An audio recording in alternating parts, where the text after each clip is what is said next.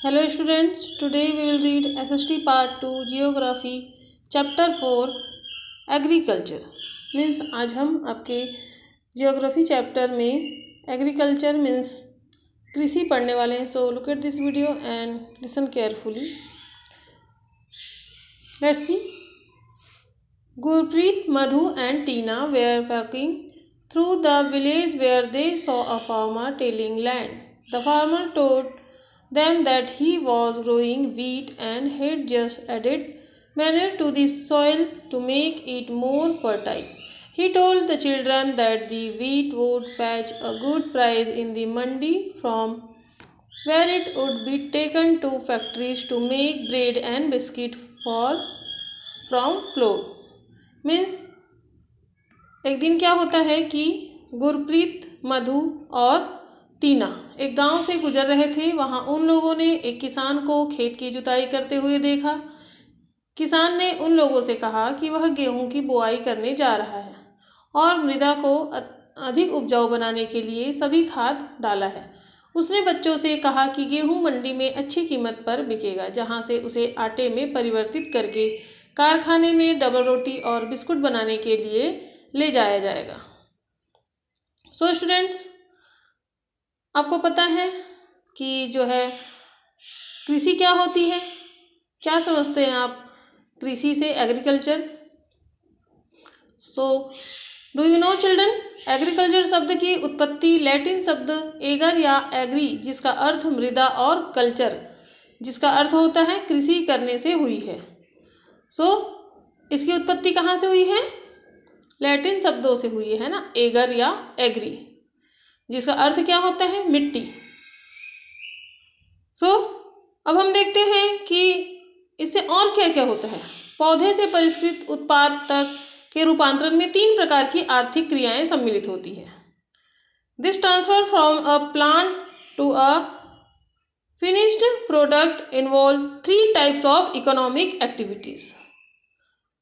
These are primary, secondary and tertiary activities. हम देखते हैं, लेट्स सी प्राइमरी एक्टिविटीज में कौन कौन सी चीज इंक्लूड है। Primary activities include all those connected with extraction and production of natural resources. Agriculture, fishing and gathering are good example. Secondary activities are concerned with the processing of this resource. Manufacturing of steel, baking of bread and weaving of cloth are example of this activity. Tertiary activity provides support to the primary and secondary sector through service, transport, trade, banking, insurance and advertising are example of tertiary activities. So is this clear? Primary activities कौन कौन सी चीज होते हैं? प्राथमिक क्रियाओं के अंतर्गत उन सभी क्रियाओं को शामिल किया जाता है जिसका संबंध किससे होता है? प्राकृतिक संसाधनों के उत्पादन और निष्कर्षण से होता है, जैसे कृषि, मछली पालन और उसके संग्रहण। इनके अच्छे उदाहरण होते हैं। ये इनके उदाहरण हैं किसके? जो प्राथमिक क्रियाओं के। एंड देन देखें तो सेकेंडरी क्रियाएं मीन्स द्वितीय क्रियाएं कौन कौन से संसाधनों के प्रसरण से संबंधित है? इस्पात, विनिर्माण, डबल रोटी पकाना और कपड़ा बुनना, इन क्रियाओं के उदाहरण हैं। सेकेंडरी में कौन कौन सी चीज होती है? विनिर्माण की क्रियाएं होती हैं, डबल रोटी बनाने की, और वीविंग मीन्स कपड़ा बुनने की। एंड टर्टियरी क्रियाएं मीन्स क्या होता है? तृतीय क्रियाएं प्राथमिक और द्वितीय क्षेत्र को सेवा कार्यों द्वारा सहयोग प्रदान करती है। यातायात, व्यापार, बैंकिंग, बीमा और विज्ञापन, ये तृतीय क्रियाओं के उदाहरण होते हैं। इज दिस क्लियर कि जो प्राथमिक, द्वितीय और तृतीय क्रियाएं कौन कौन सी चीज शामिल होते हैं? प्राथमिक में जैसे कृषि और मछली पालन और जो वनों संबंधित है उससे है, और जो सेकेंडरी है वो जो विनिर्माण की क्रियाएं होती है ना। और जो थर्ड वाला कौन सा है? व्यापार, बैंकिंग, बीमा, ये इसके उदाहरण हैं। मेरे ख्याल से अब आप लोगों को अच्छे से क्लियर हो गया होगा। Students, what do you mean by agriculture? कृषि क्या है? कृषि एक प्राथमिक क्रिया है। Agriculture is A primary activity includes growing crops, fruits, vegetables, flowers and rearing of livestock in the world. 50% of persons are engaged in agriculture activity. 2/3 of India's population is still dependent on agriculture.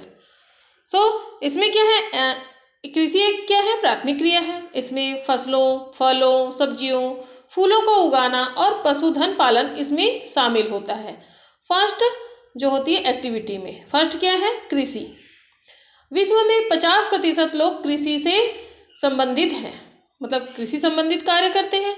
और भारत की जो 2/3 जनसंख्या अब तक कृषि पर depend है।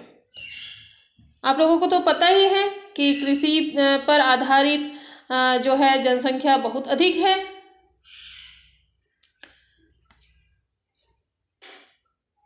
Favorable topography of soil and climate are vital for agriculture activity. The land of which the crops are grown is known as arable land. In the map, you can see that agriculture activity is constant in those regions of the world where suitable factors for the growing of crop exist.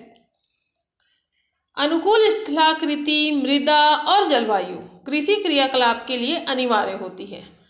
मतलब क्या क्या होना चाहिए एक कृषि करने के लिए, मतलब एक जो है अनुकूल स्थल होना चाहिए, लैंड होना चाहिए, मिट्टी होनी चाहिए और वहाँ की जो है क्लाइमेट होनी चाहिए, जलवायु होनी चाहिए वैसी इस क्रियाकलाप के लिए, उसके लिए जरूरी होती है कृषि करने के लिए। जिस भूमि पर फसलें उगाई जाती है कृषिगत भूमि कहलाती है। आप लोग मानचित्र में, मैप में देख सकते हैं अपने बुक में कि कृषि क्रियाकलाप विश्व के उन्हीं प्रदेशों में संकेंद्रित है जहां फसल उगाने के लिए उपयुक्त कारक विद्यमान है। आप लोग देखे होंगे आपके आसपास जगहों पर जहां पर खेती बाड़ी होती है वहां पर क्या क्या होना चाहिए, जो है पर्याप्त पानी होना चाहिए, मिट्टी अच्छी होनी चाहिए और जो है बारिश या मीन्स जैसे वाटर ये जो भरपूर मात्रा में होना चाहिए, तभी कृषि क्या है जो खेती हो सकती है। Let's see next. यहाँ पर आप लोग देख सकते हैं, डू यू नो चिल्ड्रन क्या क्या चीज है यहाँ पर। यहाँ पर आप लोग देख सकते हैं एग्रीकल्चर एंड सेरिकल्चर, फिजिकल्चर, विटिकल्चर और हॉर्टिकल्चर। क्या क्या होता है।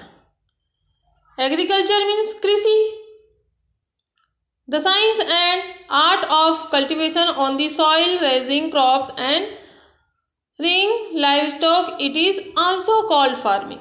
मृदा की जुताई, फसलों को उगाना और पशुपालन का जो विज्ञान एवं कला है ना, इसे ही खेती भी कहते हैं। मतलब इसे ही क्या कहेंगे हम, खेती कहेंगे, एग्रीकल्चर कहेंगे।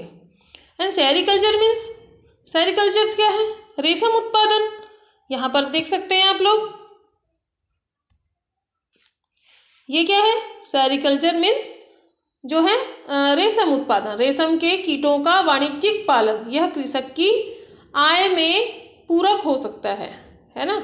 मतलब जो खेती बाड़ी के अलावा भी क्या कर सकता है, वो जो व्यक्ति है, वो जो किसान है, वो क्या कर सकता है, रेशम उत्पादन भी कर सकता है।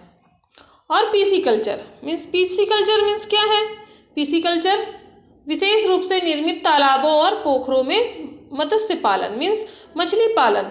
ये भी एक प्रकार की क्या है, खेती में जो है सहायक है। मतलब एक जो कृषि के अलावा भी क्या कर सकते हैं, मछली पालन कर सकते हैं।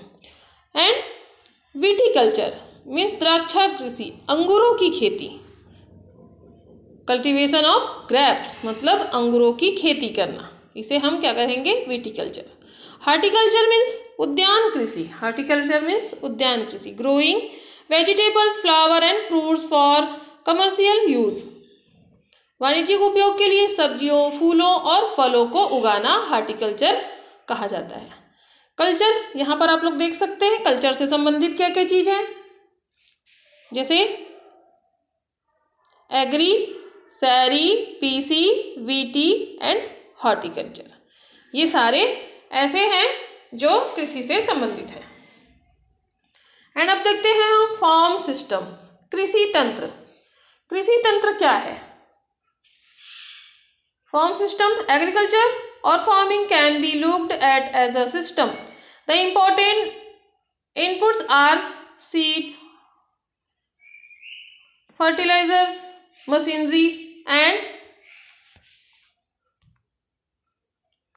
labor. Some of operations involved are plugging, sowing, irrigation, weeding and harvesting.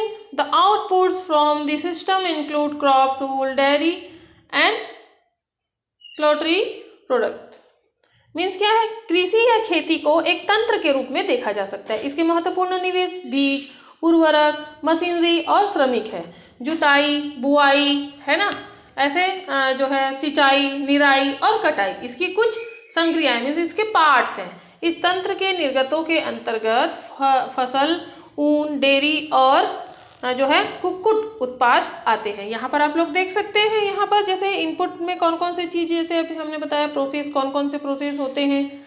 जैसे यहाँ पर देख सकते हैं कि खेती करने के लिए मशीन की ज़रूरत पड़ती है, बीज की ज़रूरत पड़ती है, सीड मीन्स है ना, और केमिकल्स की चीज़ जो है उसकी ज़रूरत पड़ती है। तब कहीं जाकर क्या होती है? प्लगिंग, सोइंग, स्प्रेइंग, मतलब है ना उसमें प्रॉपर सिंचाई, निराई और फिर कटाई उसकी, तभी हमको क्या मिलता है? फसल मिलता है। एंड भौतिक निवेश क्या होना चाहिए? ये तो इंसान का ही है, फिर उसके बाद में क्या होना चाहिए? और सूर्य का प्रकाश, यहाँ पर देखिए सनशाइन, टेम्परेचर होना चाहिए, रेनफॉल प्रॉपर होना चाहिए, सॉइल, है ना, और जो किसान करता है, ह्यूमन इनपुट, ह्यूमन इसमें अपना, जो मानव इसमें अपना क्या योगदान दे सकता है? मीन्स क्या कर सकता है? वो भंडारण, स्टोर कर सकता है, लेबर, है ना, वो लेबर के रूप में श्रम कर सकता है, मशीन चला सकता है, केमिकल डाल सकता है। ये मानव भी उसमें इंक्लूड, मतलब कृषि में अपना योगदान देता है। तब कहीं जाकर क्या होता है? खेती होती है। सो स्टूडेंट्स, आप लोगों को समझ में आ गया होगा कि खेती किस प्रकार की जाती है, इसके पार्ट कौन कौन से हैं और कैसे इसमें अच्छी जो है फसल उगाई जा सकती है। इसी कारण भारत में क्या है? इंडिया में जो है 50% से भी अधिक लोग कृषि में क्या रहते हैं? बिजी रहते हैं, है ना, क्योंकि एक किसान के यहाँ अगर से खेती करते हैं तो वहाँ उसमें क्या होता है? उसके घर वाले भी उसमें योगदान देते हैं। अब हम देखते हैं टाइप्स ऑफ फार्मिंग, जो है कृषि के प्रकार कौन कौन से? Types of farming. Farming is practised in various ways across the world depending upon the geographical conditions, demand of produce, labor and level of technology. Farming can be classified into two main types. These are subsistence farming and commercial farming. Means कृषि के कौन कौन से प्रकार हैं? जैसे विश्व में कृषि विभिन्न तरीकों से की जाती है, जैसे भौगोलिक दशाओं, उत्पाद की मांग, श्रम और प्रौद्योगिकी के स्तर के आधार पर कृषि दो प्रकार से वर्गीकृत, मतलब दो भागों में बांटा जा सकता है। जैसे निर्वाह कृषि, है ना, जिसको क्या कहेंगे हम? सब्सिस्टेंस फार्मिंग, एंड जो है वाणिज्यिक कृषि means commercial farming. So do you know children, जैविक कृषि क्या होता है? जैविक कृषि ऑर्गेनिक फार्मिंग, है ना। In this type of farming organic manure and natural pesticide are used instead of chemicals. No genetic modification is done to increase the yield of the crop. Means जैविक कृषि क्या है? इस प्रकार की कृषि में रासायनिक खादों के स्थान पर जैविक खाद और प्राकृतिक जो है कीटनाशी का उपयोग किया जाता है। फसलों का उत्पादन बढ़ाने के लिए कोई आनुवंशिक रूपांतरण नहीं किया जाता। मीन्स जैविक कृषि इसी को कहते हैं।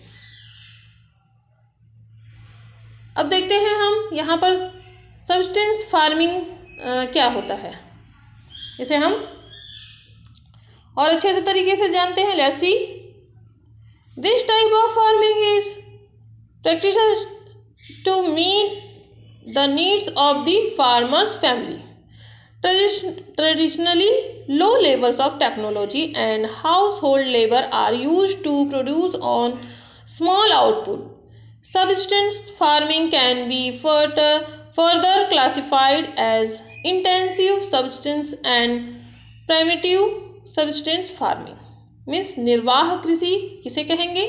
इस प्रकार की जो है कृषि कृषक परिवार की आवश्यकताओं को पूरा करने के लिए किया जाता है। जो किसान रहते हैं वो उनके परिवार के लिए पारंपरिक रूप से कम उपज प्राप्त करने के लिए निम्न स्तरीय प्रौद्योगिकी और पारिवारिक श्रम का उपयोग किया जाता है।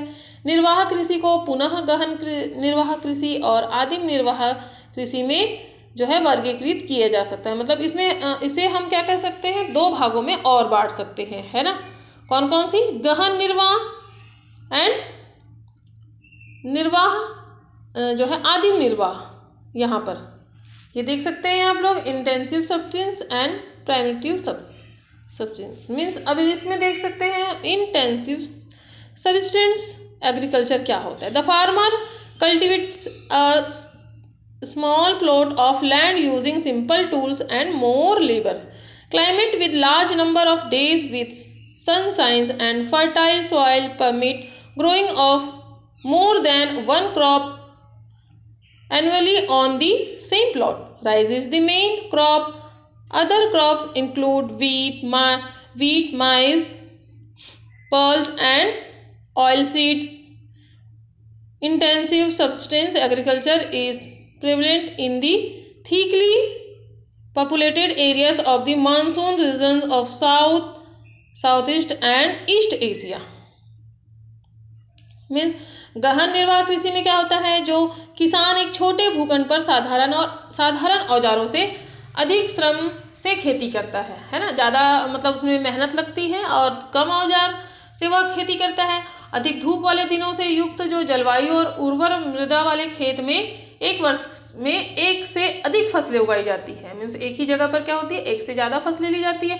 चावल मुख्य फसल होती है, मीन्स जो राइस होती है वो उसमें मेन क्रॉप्स होती है। अन्य फसलों में जैसे गेहूं, मक्का और दलहन और तिलहन ये आदि शामिल है। गहन निर्वाह कृषि दक्षिणी पूर्वी और पूर्वी एशिया के सघन मीन्स ज़्यादा जनसंख्या वाले मानसूनी प्रदेशों में अधिक प्रचलित है। मतलब ये इस प्रकार की जो खेती होती है, एक से अधिक खेती करने की जो चलन है वो किस साइड में ज़्यादातर है? दक्षिणी पूर्वी और पूर्वी एशिया, है ना, इसमें ज़्यादा प्रचलित है। एंड देखते हैं हम आदिम निर्वाह कृषि क्या है। Means primitive subsistence agriculture included shifting cultivation and nomadic herding.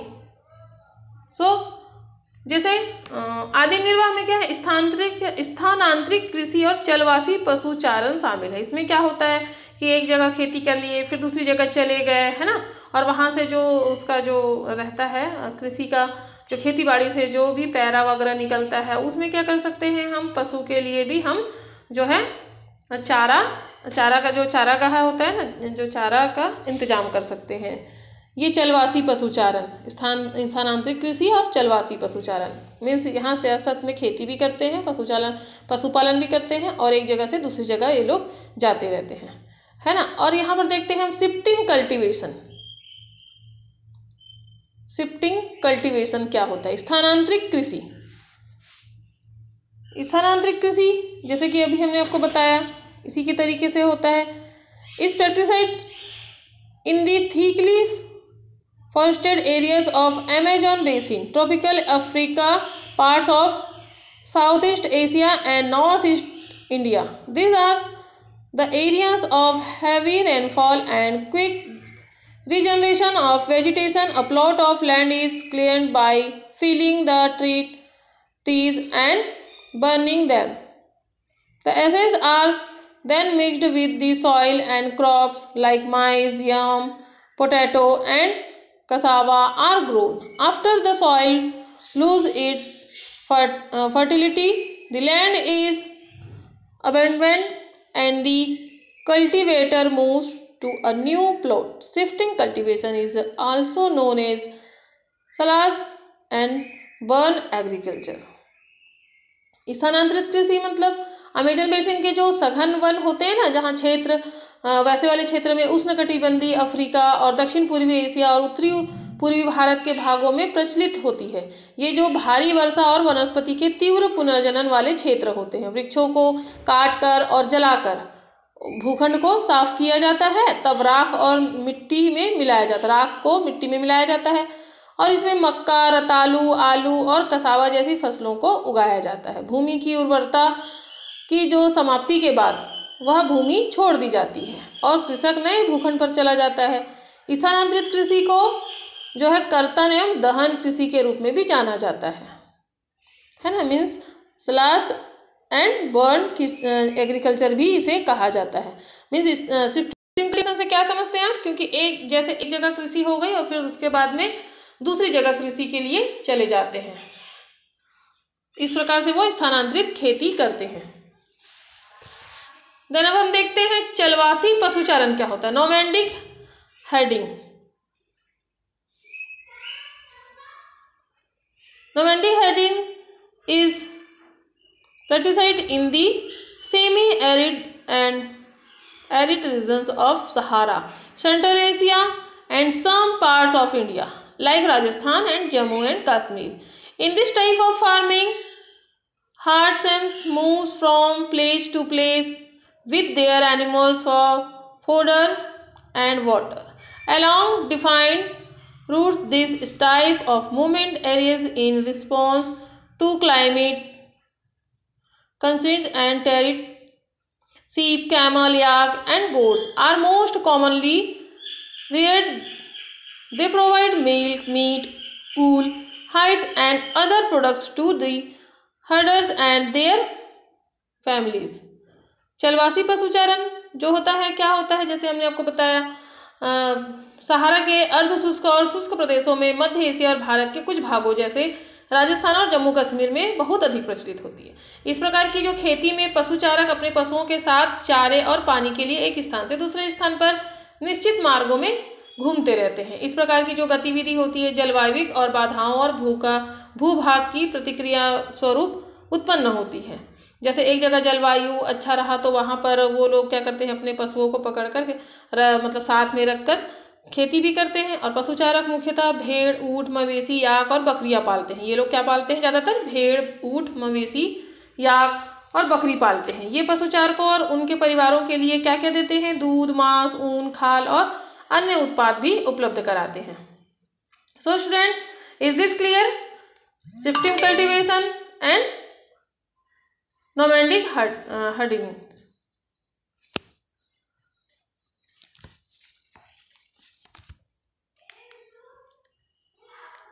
Then अब देखते हैं हम कमर्शियल फार्मिंग। कमर्शियल फार्मिंग क्या होता है? In commercial farming crops are grown and animals are reared for sale in market. The area cultivated and the amount of capital used in large most of the work is done by machines. Commercial farming includes commercial grain farming, mixed farming and plantation agriculture.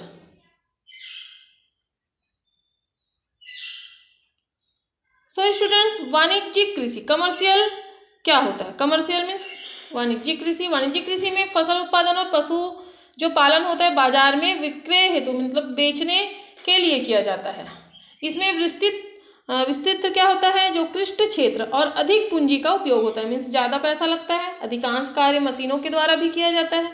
वाणिज्यिक कृषि में वाणिज्यिक अनाज कृषि, मिश्रित कृषि और रोपण कृषि भी शामिल होती है। यहाँ पर आप लोग देख सकते हैं, ये जो है 4.5 जो पिक्चर दिया है, यहाँ पर आप लोग देख सकते हैं कि किस प्रकार से ये शुगर केन प्लांटेशन है। यहाँ पर गन्ने की खेती की गई है।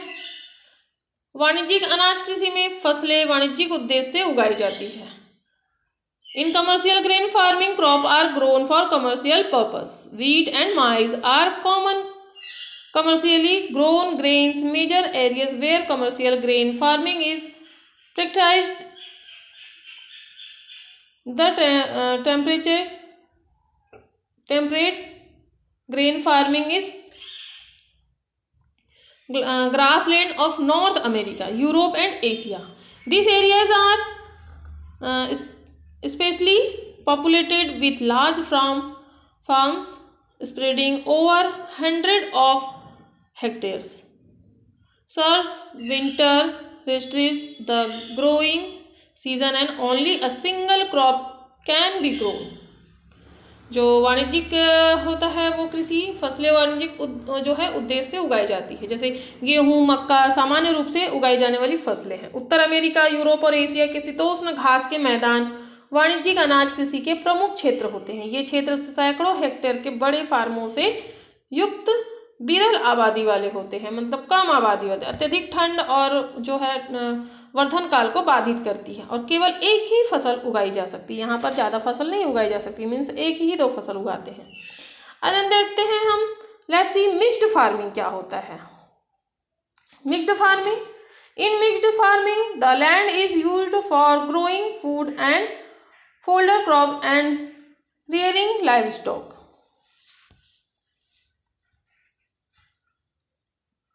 It is practiced in Europe, Eastern USA, Argentina, Southeast Australia, New Zealand and South Africa. यहाँ पर मिश्रित कृषि में भूमि का उपयोग भोजन व चारे की फसलें उगाने और पशुधन के लिए किया जाता है। पशु के खाने के लिए, उसके पालने के लिए किया जाता है। यह यूरोप और संयुक्त राज्य अमेरिका, अर्जेंटीना में और दक्षिण अफ्रीका में अधिक प्रचलित होती है। एंड देखते हैं अब हम प्लांटेशन क्या होता है, रोपण कृषि। प्लांटेशन मीन्स क्या होता है? Plantation are a type of commercial farming where single crop of tea, coffee, sugarcane and cashew, rubber, banana or cotton are grown. Large amount of labor and capital are required. The produce may be processed on the farm itself or in nearby factories. The development of a transport network is thus essential for such farming. Major plantations are found in the tropical region of the world. Rubber in Malaysia, coffee in Brazil, tea in India and Sri Lanka are some example.